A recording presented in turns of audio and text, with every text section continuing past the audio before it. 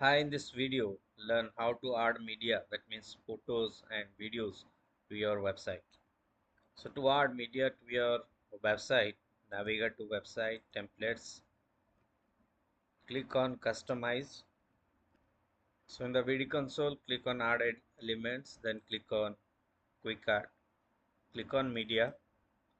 So here you can select the image placeholder. So for square images, you can select this one, or if you want to add circular images, then you can select this placeholder.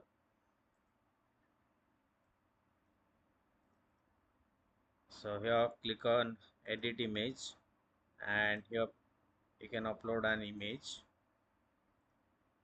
So once the image is uploaded, so you can just drag and resize the image height and width. Also you can link the image to any specific page or any content or any third party website URL. And you can also explore the advanced settings for the image.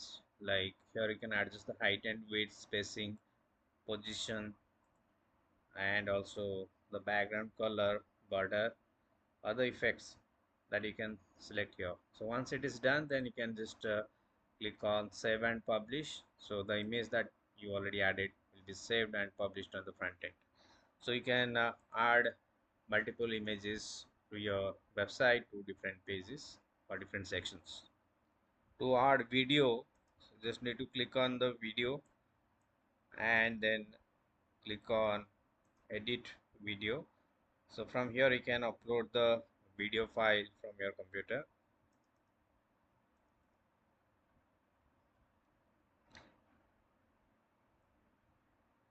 So just like the image, you can also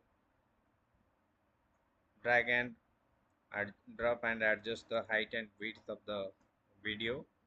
And here you can enable the autoplay option. So when it will be enabled, so video will be automatically played when the page will be loaded.